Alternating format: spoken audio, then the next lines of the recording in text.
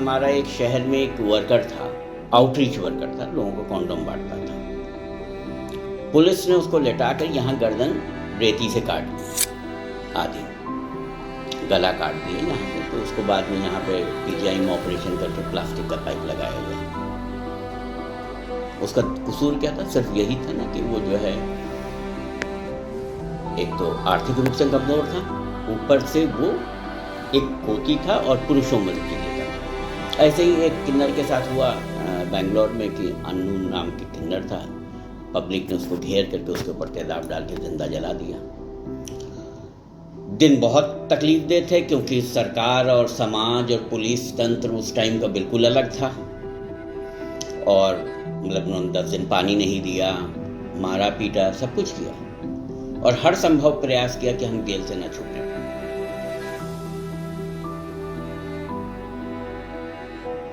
मतलब session court का एक जस्टिस थे, उन्होंने जो है अपने जजमेंट में लिखा कि ये लोग समाज का अभिशाप हैं, कलंक हैं, उनको खुला नहीं छोड़ा जा सकता। जब सुप्रीम कोर्ट से हम लोग निकल रहे थे तो हम लोग कुछ साथी निकल रहे थे तो बाबा जी थे, जो इसमें एक पार्टी थे, बाबा रामदेव। उन्होंने कहा आप लोग मेरे आश्रम में आ जाइए, एक हफ्ते में ठीक कर देंगे। आज हमारे साथ आरिफ सर हैं और हम बातचीत करेंगे कि भारत के परिप्रेक्ष्य में LGBTQ कम्युनिटी के क्या स्थितियां हैं, क्या चुनौतियां हैं और इसमें किन दिशाओं में काम हो रहे हैं, सरकारी प्रयासें क्या की जा रही हैं और उसमें कितनी सफलताएं हो रही हैं। नमस्कार सर, स्वागत है आपका। और आप बताएं कि भारत के परिप्रेक्ष्य में LGBTQ कम्युनिटी की क्या स्थिति है और उनकी प्रवृत्तियां क्या हैं, जो ट्रेंड्स जिसको कहते हैं। देखिए, LGBTQIA एक लंबी वो है, डेफिनेशन है। लेस्बियन, गे, ट्रांसजेंडर, बाइसेक्सुअल, एसेक्सुअल, कोटीज, इंटरसेक्स। भारतीय परिप्रेक्ष्य में आज प्रशासनिक तौर पे और सामाजिक तौर पे जिनकी थोड़ी बहुत स्वीकारिता है, वो स्वीकार किया जा रहा है ट्रांस कम्युनिटी को, किन्नर या हिजड़ा जिसे, जबकि सही ट्रांसलेशन ये भी नहीं है। ट्रांस भी अपने आप में वृहत है, उनके भी कई सेगमेंट्स हैं। कुछ उसमें से किन्नर भी हैं और दूसरे भी आइडेंटिटीज़ के लोग हैं। लेकिन शायद अगर हम LGBT कम्युनिटी की बात करें तो ये हमको सबसे सेफ लगता है कि हम ट्रांस को एक्सेप्ट कर लें। सेफेस्ट जो क्योंकि हाँ उनके बारे में वर्णन हमारे पुराने साहित्यों में है, हमारे वेदों में है, ठीक है। तो उस किसी भी देश में, ये भारतीय परिप्रेक्ष्य की बात नहीं है, किसी भी देश में जब कोई एक मुहिम होती है,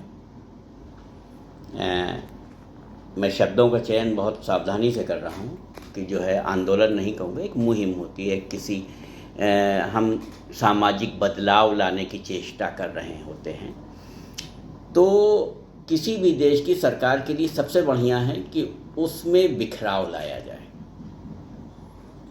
कम्युनिटी अगर LGBTQI कम्युनिटी है और उनकी एकता में क्या ताकत है, ये सेक्शन 377 के जजमेंट और नालसा जजमेंट से मिलता है, दिखता है कि 21 साल या 22 साल लड़ाइयाँ चली लेकिन निर्णय पक्ष में आया। क्यों? क्योंकि समुदाय एकत्रित होकर एक साथ लड़ रहा था कि हमारे सबके मुद्दे हैं। तो उसमें बिखराव लाने की कोशिश ये होती है कि हम एक को वर्ग को एक्सेप्ट करना शुरू कर दें तो दूसरे वर्ग अपने आप डिससेटिस्फाइड रहेंगे और कहीं ना कहीं एक बिखराव आएगा। दूसरा, जैसे अभी मैं बातचीत में कह रहा था कि जो है LGBTQI कम्युनिटीज़ की सबसे बड़ी खासियत हमेशा से रही है कि धर्म, जात, भेद, इस तरह के कोई भेद होते नहीं। मतलब जिसे अंग्रेज़ी में कहावत है कि बेगर्स हैव नो चॉइस। हम खुद ही में अपनी आप माइनॉरिटी कम्युनिटी हैं और इतने कम तादाद में हैं, अगर उसमें चूज़ करने लगेंगे कि हमारा बॉयफ्रेंड कैसा होना चाहिए, किस जात का और किस धर्म का, तो शायद हमको पार्टनर ही मिलना संभव हो जाएगा, क्योंकि हम उस दायरे में नहीं। लेकिन ये कई स्तर पे बहुत सफलतापूर्वक किया गया कि आज जो है क्वेर मुस्लिम मूवमेंट है, क्वेर हिंदू मूवमेंट है, एक फिर बुद्धिस्ट गे मूवमेंट है, एक दलित गे मूवमेंट है। तो इससे बढ़िया किसी भी समाज के लिए क्या हो सकता है कि हम ही में बिखराव आ जाए, हम अपनी अपनी लड़ाई अलग अलग लड़ने लगें कि हमारे मुद्दे अलग हैं। हमारे मुद्दे अलग नहीं हैं। LGBTQI कम्युनिटी के लिए अगर आप कहेंगे तो पूरा समाज ही उसे अस्वीकार करता है। सभी धर्म, चाहे हम कुछ भी कह लें, सभी धर्म एक सिरे से उसको नकारते हैं, क्योंकि धर्म की डेफिनेशन से सभी रिलेशनशिप प्रोक्रिएशन के लिए हैं, उत्पत्ति होनी चाहिए। LGBT के कम्युनिटी में आगे उत्पत्ति नहीं है। तो कहीं ना कहीं ज़्यादातर धर्म जो हैं सेक्स फॉर प्लेजर को नकारते हैं, क्योंकि उनको ग्लानि महसूस होती है कि हमने जो है सेक्स प्लेजर के लिए किया, आनंद के लिए किया। हर जगह यही एक ऊपर से आवरण चढ़ा दिया जाता है कि हमने सेक्स उत्पत्ति के लिए किया, हमें आगे की पीढ़ी बढ़ानी है, इसलिए हम कर रहे हैं। मानव स्वभाव तो वही है कि हम जो है प्लेजर के लिए करते हैं, लेकिन हम उसको स्वीकार नहीं करते। तो स्वीकार्यता तो नहीं है, और इसके लिए एक लंबे सामाजिक उसके ज़रूरत होगी विमर्श की, कि जहाँ पे हम समाज के साथ रेगुलर डायलॉग करते रहें, तब शायद बदलाव आएगा।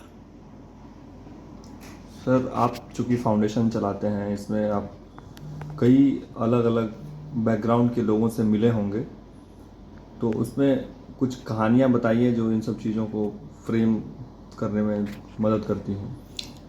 देखिए,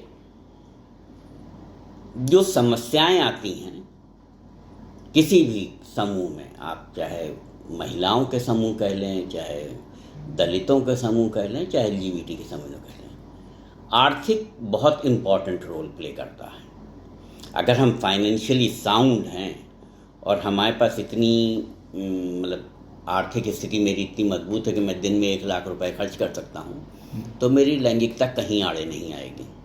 किसी की हिम्मत नहीं कि वो मुझसे बोल दे, ठीक है। समस्याएं जो होती हैं जो आर्थिक रूप से कमज़ोर हैं, हम आर्थिक रूप से अगर कमज़ोर हैं तो हमें कहीं नौकरी करनी पड़ेगी, हम कहीं शिक्षा के लिए जाएंगे, हम अच्छे पे मास्टर नहीं हैं क्योंकि हम अपने ही रोटी के लाले में पड़े हुए हैं, तो हमारी स्वीकार्यता कम हो जाएगी, फिर तो करेला ऊपर से नीम चढ़ा, ठीक है। तो जो ज़्यादातर समस्याएं हैं जो समाज में, वो lower income working class population की हैं, क्योंकि वहीं समस्या ज़्यादा दिखती है, ठीक है। जो अपर क्लास हैं उनकी वो एजुकेशन उनके पास है, उनकी एजुकेशन तक पहुंच है। अगर एक मतलब अगर हम कहें कि किसी को एनल सेक्स के दौरान जो है कोई भी डॉक्टर की ज़रूरत पड़ी, तो अगर मेरी पेइंग कैपेसिटी है कि मैं 5,000 रुपये डॉक्टर की फ़ीस दे के दिखा सकता हूँ, तो डॉक्टर को बिल्कुल एतराज़ नहीं होगा एनल एग्ज़ामिनेशन में। लेकिन अगर मेरी हैसियत नहीं है कि मैं 50 रुपये फ़ीस दे कर भी एग्ज़ामिनेशन करा सकूँ, तो डॉक्टर को बिल्कुल एतराज़ होगा कि वो एनल एग्ज़ामिनेशन करेगा। तो it has to do with most of the time economic, ठीक। समस्याएं बढ़ जाती हैं, हमारी स्वीकार्यता कम हो जाती है, हमारी रिसोर्सेज तक पहुंच कम हो जाती है। तो मुद्दे कहीं ना कहीं, और जो सरकारों को और जो प्रशासन को और जो संस्थाओं को पहुंचना चाहिए, वो वर्किंग क्लास पॉपुलेशन तक पहुंचना चाहिए, क्योंकि वहीं समस्या है, वहीं दर्द है। और ऐसे बहुत से लोग हमने देखे हैं। जैसे हमारा एक शहर में एक वर्कर था जो मतलब आउटरीच वर्कर था, लोगों को कॉन्डोम बांटता था। पुलिस ने उसको लेटाकर यहाँ गर्दन रेती से काट दी, आधी गला काट दिया यहाँ से। तो उसको बाद में यहाँ पे PGI में ऑपरेशन करके प्लास्टिक का पाइप लगाया गया। उसका कसूर क्या था? सिर्फ यही था ना कि वो जो है एक तो आर्थिक रूप से कमज़ोर था, ऊपर से वो एक कोती था और पुरुषों में रुचि लेता था। ऐसे ही एक किन्नर के साथ हुआ बेंगलोर में कि अन्नू नाम के किन्नर था, पब्लिक ने उसको घेर करके उसके ऊपर तेजाब डाल के जिंदा जला दिया। एनीथिंग इस समाज में, हमारे पुरुष प्रधान समाज में जो मर्दानगी है, उसको जो जो आइडेंटिटीज चैलेंज करती हैं वो समाज के लिए खतरा है। Anything which is a women और लाइक ए विमेन, वो एज अ थ्रेट सोसाइटी देखती है। सर, आपने कहा कि इसको सबसे पहले वर्किंग क्लास तक पहुंचाना होगा, लेकिन क्या आपको नहीं लगता कि जो बच्चों को पढ़ाया जाता है स्कूल में, तो वहाँ से उनको इन सब चीज़ों के बारे में बताया जाए? देखिए, पूरी दुनिया का जो है परिपेक्ष इस टाइम बदल रहा है और पूरी दुनिया के कमोबेश हालात वही हैं। बिल्कुल साइंटिफिक स्टडीज़ होनी चाहिए जहाँ बच्चों के करिकुलम में शामिल करना चाहिए, लेकिन एक तरफ वो समाज है जो औरत को देवी मान के पूजता तो है लेकिन बराबर नहीं मानता। हम देवी मान के ऊपर कर पूज लेंगे और कन्या पूजन के दिन जो है उनके चरण भी धो के पी लेंगे, लेकिन उसे अपने बराबर नहीं लाना चाहते। या तो वो हमारे ऊपर के पायदान पे या नीचे के पायदान। तो ऊपर के पायदान पे भगवान है, वहाँ देवी बन के रहेगी, और जो मेरे घर में स्त्री है वो मेरी दाती बन के रहेगी। ठीक है, तो जब हम इस सोच को शिक्षा पद्धति द्वारा नहीं बदल पा रहे हैं, केवल शिक्षा का रोल नहीं होता, शिक्षा केवल एक पार्ट है, बाकी की शिक्षा वो समाज से लेता है। जिस समाज में रह रहा है वहाँ ये सोच है कि ये गलत है, स्त्री को घूंघट करना चाहिए, स्त्री को पर्दा करना चाहिए।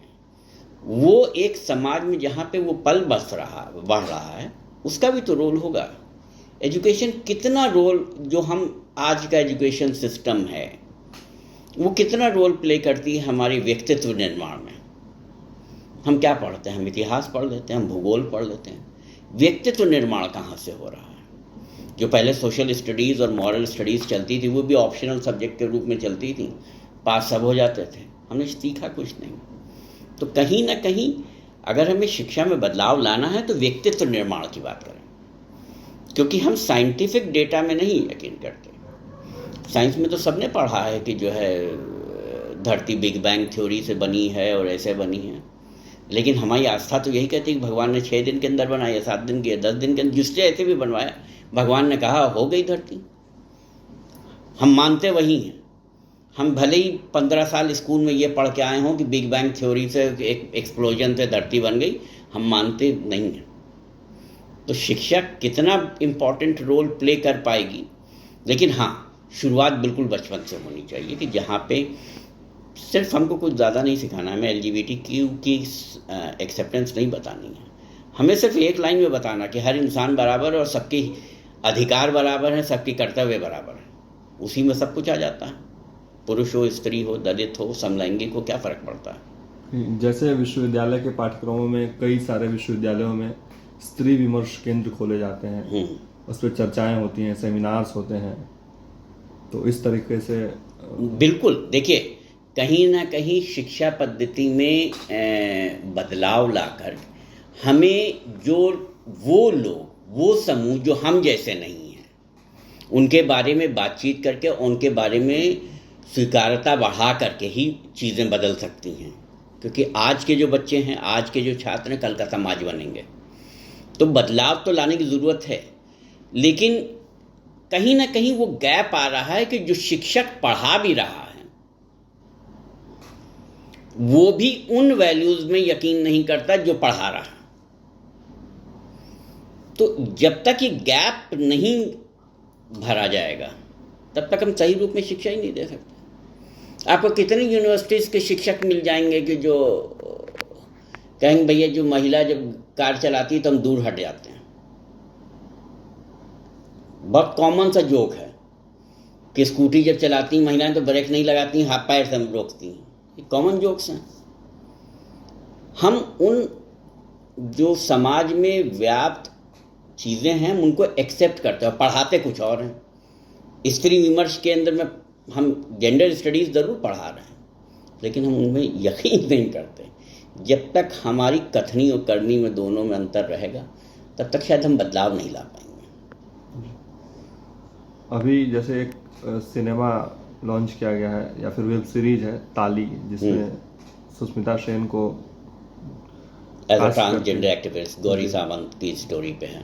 तो उसमें चूंकि सिनेमा को हम समाज को एजुकेट करने का या फिर इंटरटेन करने का माध्यम मानते हैं, और वो ये विमर्श कर रहे हैं कि वो उनकी एक्सेप्टेंस होनी चाहिए या फिर उनके जो भी आयाम है उनको स्वीकार्यता मिलनी चाहिए, तो लेकिन एक स्त्री पात्र से अभिनय करवाना, एक कम्युनिटी का रिप्रेजेंटेटिव बना के कितना तक उचित लगता है आपको इस हिसाब से? देखिए, वो उचित अनुचित नहीं है, आपका उद्देश्य क्या है। मैं इसमें कोई बुराई नहीं समझता कि उन्होंने कमर्शियल सिनेमा बनाया, और कमर्शियल सिनेमा को बड़े नाम की ज़रूरत है, तभी वो चलेगा। ठीक है, किसी ज़माने में आर्ट और पैरेलल सिनेमा हुआ करता था, अब तो वो ख़त्म हो गया, जहाँ पे वो संदेश के लिए बनाते थे। हम कमर्शियल वायबिलिटी के लिए नहीं बनाते थे, हॉल में चले या न चले, हम अपना संदेश पहुंचाएंगे लोगों का। आज जो वेब सीरीज़ में करोड़ों रुपए लगा के बना रहा है, वो तो कमर्शियल वायबिलिटी देखेगा। तो एक ट्रांसजेंडर एक्टिविस्ट होता और सुष्मिता सेन ना होती तो वो वेब सीरीज़ कितनी चलती है इसके बारे में तो हम नहीं बता सकते। लेकिन सुष्मिता का चुनाव भी गलत नहीं है। She is a sensitive lady. जैसे अभी एक ZEE5 पे आने वाली है मूवी हड्डी, सो वहाँ जो है Nawazuddin Siddiqui has played a transgender. Nawazuddin के जो इंटरव्यूज़ वगैरह हैं, जो मीडिया में रिपोर्ट्स, उनसे मालूम ये चला कि वो कई दिन जाके ट्रांसजेंडर के बीच में रहे उनको समझने के लिए, वो रोल अदा करने के लिए। तो अगर उतना कमिटमेंट है तो देयर इज़ नथिंग रॉन्ग कि एक नॉन कम्युनिटी पर्सन उस चीज़ को पोर्ट्रे कर रहा है। हमारा एम क्या है? ज़्यादा लोगों तक बात पहुँचे। हम एक ट्रांसजेंडर एक्टिविस्ट को रख के वो कम लोगों तक बात पहुँचाएं, सिर्फ कम्युनिटी तक वो उसको के लिए वो एंटरटेनिंग रहे। उससे बेहतर है कि हम किसी नॉन कम्युनिटी को रख के ज़्यादा लोगों तक हम बात पहुँचा सकें। अगर उसमें बड़ी स्टार कास्ट ना होती तो हड्डी भी नहीं इतनी फेमस हो रही होती। अभी ट्रेलर बहुत फेमस है, नवाजुद्दीन है, ज़ीशान अयूब ने ट्रांसजेंडर का वो प्ले किया है, लवर का रोल प्ले किया है, what I can see from the trailer. ठीक है, तो इसमें कोई बुराई नहीं है, लेकिन आदमी उस मुद्दों के प्रति संवेदनशील तो है, और शायद संवेदनशीलता दिखती है मतलब उसकी, सुष्मिता की। आमतौर पे कहा जाता है कि ये सब जो विषय हैं ये विदेशी विमर्श है, इसको भारतीय परिप्रेक्ष्य में सीधे लगाना ठीक बात नहीं है। कई सारे लोग ऐसे कहते हुए मिल जाते हैं, तो इस पे आपका क्या ख्याल तो है? विदेश से आयातित कैसे हुई, हमको ये भी एक्टिविटी भी जानना है कि मतलब उन्होंने लाके जो है बम की तरह, जो है वायरस की तरह छोड़ दिया, या हम इतने प्रभावित हो गए। जो प्रभावित होना कहते हैं कि जो हम सोशल मीडिया से या किससे हुए, हम भारत की यथास्थिति को ध्यान में नहीं रखते। भारत की स्थिति अभी भी वैसी है कि जहाँ पे जो है अभी भी एक मेजर पॉपुलेशन, एक बड़ी तादाद संख्या है जो कीपैड वाला फ़ोन इस्तेमाल कर रही है, जो अफोर्ड ही नहीं करती स्मार्टफोन्स को। तो उन तक ये बात कैसे पहुँची? और हम साइंटिफिक स्टडीज जितनी भी हैं वो यही कहती हैं कि किसी भी समाज का कुछ प्रतिशत समलैंगिक होता है। तो ऐसा तो नहीं है कि सिर्फ शहरों में जहाँ पे सोशल मीडिया की पहुँच हुई, जहाँ पे बाहर के कल्चर ने उनको प्रभावित किया, वहीं पे समलैंगिक है। ऐसा तो नहीं, दूर दराज के गाँव में भी आपको मिल जाएंगे, ट्राइबल एरिया में भी समलैंगिक मिल जाएंगे। तो इसका मतलब इसका ये पॉपुलेशन की विविधता है, और हमको कहीं ना कहीं एक्सेप्ट करना पड़ेगा कि इसका किसी कल्चर, किसी कम्युनिटी से कोई लेना देना नहीं। हर धर्म में, हर कल्चर में, हर क्लास में, दुनिया के हर कोने में आपको समलैंगिक मिलेंगे। सर मैं कुछ निजी प्रश्न जो हाँ, पूछना है उसको पूछ सकता हूँ? बिल्कुल पूछिए, नाम न पूछिए। कुछ बरस पहले आपको जब गिरफ्तार किया गया था इस सिलसिले में, तो वो जो एरा था, मतलब वो जो समय था 50-57 दिनों का, वो कैसे रहा, कैसा कितने मुश्किलात रहे हैं? देखिए, कहीं ना कहीं जब आप किन मुद्दों पे यकीन करते हैं तो उसके आने वाले संभावित खतरों को भी जानते हैं। ठीक है, जब हमने 90s में जो है LGBT मूवमेंट शुरू किया था तो हमें मालूम तो था ही कि ये अपराध है, सरकार इसको स्वीकार नहीं करती। हम उनके हकों की लड़ाई लड़ रहे थे, अपने हकों की लड़ाई लड़ रहे थे, तो उसमें मालूम था क्या संभावित खतरे होंगे। लेकिन चूंकि कुछ गलत नहीं किया था तो कहीं ना कहीं ये यकीन था कि जो है जब जुडिशरी न्यायालय के पास जाएगा तो कहीं ना कहीं हम छूट ही जाएंगे, भले ही वो एक लंबा वक्त लगा हो। क्योंकि हम जानते हैं कि छोटी जो अदालतें, निचली अदालतें होती हैं, वो समाज के चारों ओर बंधी होती हैं, जबकि ऊपरी अदालतें, हाई कोर्ट और सुप्रीम कोर्ट से हम ये अपेक्षा करते हैं कि वो संवैधानिक तौर से चलेंगी। ठीक है, जब सेक्शन 377 का भी जजमेंट आया उसमें यही है ना कि कॉन्स्टिट्यूशनल राइट आप किसी के नहीं ले सकते, चाहे कितनी भी माइनॉरिटी हो। हम जब पूरे मूवमेंट से भी जुड़े रहे तो भी यही हम हर बार कहते थे, हम देश के इकलौते समलैंगिक हों तो भी सरकार का ये कर्तव्य है कि मेरे संवैधानिक अधिकार मुझे दिए जाएं। दिन बहुत तकलीफदेह थे क्योंकि सरकार और समाज और पुलिस तंत्र उस टाइम का बिल्कुल अलग था, और मतलब उन्होंने 10 दिन पानी नहीं दिया, मारा पीटा, सब कुछ किया, और हर संभव प्रयास किया कि हम जेल से ना छूटने पाएँ। मतलब सेशन कोर्ट का एक जस्टिस थे, उन्होंने जो है अपने जजमेंट में लिखा कि ये लोग समाज का अभिशाप हैं, कलंक हैं, उनको खुला नहीं छोड़ा जा सकता। और वहीं हाई कोर्ट ने इस आधार पे बेल दे दी कि जो है इनके ऊपर ये सेक्शन लगता ही नहीं। तो यहाँ एक बहुत टेक्निकल चीज़ थी, नॉर्मल सी टेक्निकल चीज़ थी, क्योंकि सेक्शन 377 क्लियरली कहता है कि आपको जो है किसी को सेक्सुअल एक्ट करते हुए पकड़ा जाना चाहिए। उन्होंने हमको ऑफिस से उठाया था तो लगता तो नहीं था सेक्शन, लेकिन फिर भी नीचे की अदालतें ये मानती थी कि मैं उस चीज़ का दोषी हूँ, मैं उस चीज़ को बढ़ावा दे रहा हूँ और मैं लोगों को समलैंगिक बना रहा हूँ। तो हम कहते हैं कि ठीक है, हमने समलैंगिक बनाने का आंदोलन किया है तो समाज के दूसरे वर्ग जो हैं दूसरों को जो है हीट्रोसेक्सुअल बनाने का आंदोलन शुरू कर दें, उनका भी स्वागत है, वो हम ही लोगों को हीट्रोसेक्सुअल बनाते हैं। ठीक, जैसे जोक से पार्ट, जब हम सुप्रीम कोर्ट से हम लोग निकल रहे थे तो हम लोग कुछ साथी निकल रहे थे तो बाबा जी थे जो इसमें एक पार्टी थे, बाबा रामदेव। उन्होंने कहा आप लोग मेरे आश्रम में आ जाइए, 1 हफ्ते में ठीक कर देंगे। तो इधर वालों ने कहा कि आप 1 दिन के लिए इधर आ जाइए, हम आपको अपने जैसा बना लेंगे। ठीक है, तो कोई किसी की लैंगिकता बदल नहीं सकता। कहने का तात्पर्य यह है कि कोई किसी को समलैंगिक बनाने का आंदोलन नहीं कर सकता, कोई किसी को हिजड़ा बनाने का आंदोलन नहीं कर सकता। समलैंगिक और हिजड़ा सब एक ही कैटेगरी में माने जाते हैं। समलैंगिक वही माने जाते हैं ना जो स्त्रियों की तरफ आकर्षित नहीं हुए, आकर्षित नहीं हुए तो नामर्द हुए, नामर्द हुए तो गिरी हुई कैटेगरी हुई। तो कौन व्यक्ति अपनी खुशी से जो है समाज में एक नामर्द की कैटेगरी लेना चाहेगा सो कॉल्ड मर्दानगी की कंटेक्स्ट में। तो दिन मतलब सरकारों ने जो उस समय का प्रशासन था उस समय उसने पूरी कोशिश की कि हमको जो है इस मूवमेंट को बंद कर करके कहीं और चले जाएं, बंद कर दें इस मुहिम को, इस लड़ाई को। लेकिन शायद उससे ज़्यादा ताकत मिली और हम लोग इकट्ठा हुए, जो देश भर में जितने LGBT समूह थे वो एक प्लेटफॉर्म पे आए और हमने अदालती लड़ाई लड़ी कि जहाँ पे हमको जो है न्याय मिला इतने साल बाद।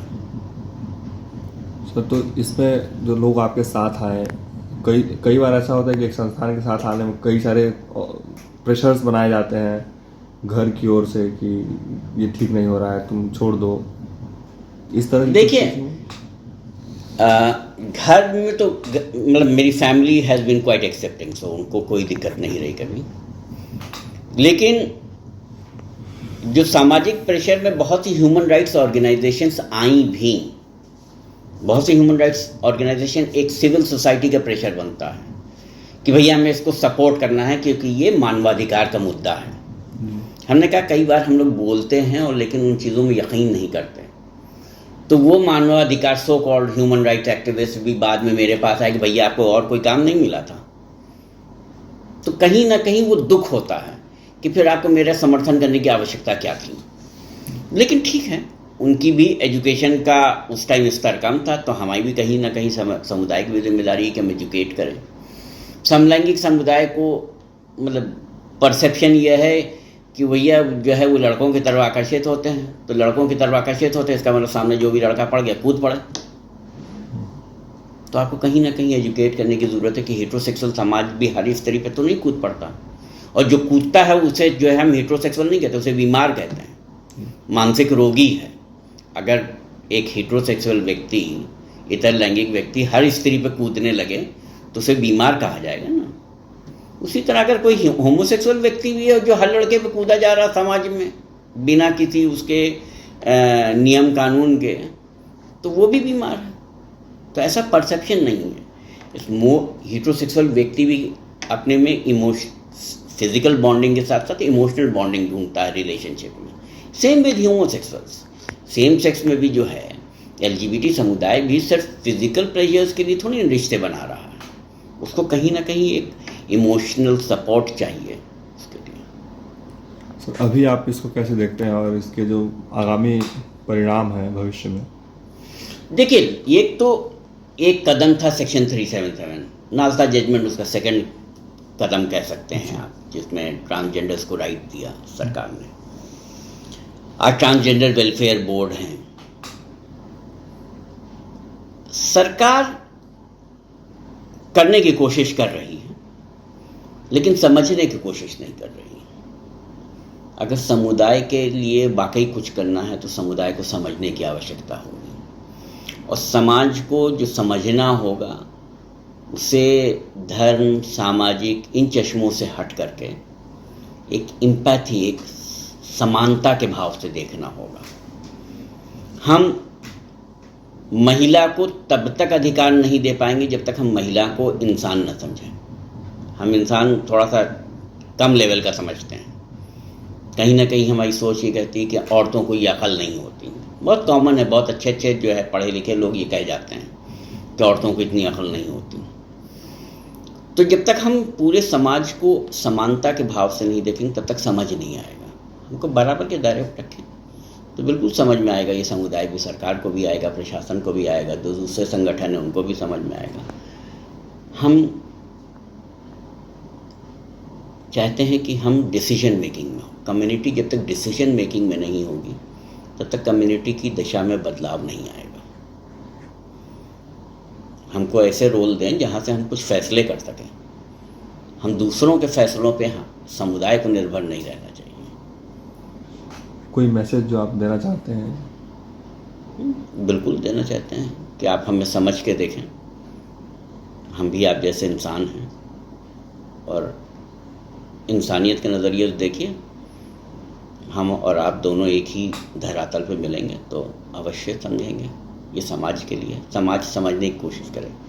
समाज जो ये नकारता है कि ये समलैंगिक लोग हैं, इनकी होगी अपनी कहानी, हमारी ज़िंदगी से अलग है, लेकिन कहीं ना कहीं आप भूल करते हैं, क्योंकि आपका अपना कोई दोस्त, अपना भाई, अपना बंधु, अपना रिश्तेदार समलैंगिक हो सकता है। तो ये बाहर नहीं है और ये समस्या नहीं है, इशू बाहर का नहीं है, मुद्दा हमारे घर के अंदर का है। हम उसको मानवीय दृष्टिकोण से देखने की कोशिश करें तो बिल्कुल बदलाव आएगा। बहुत बहुत शुक्रिया सर।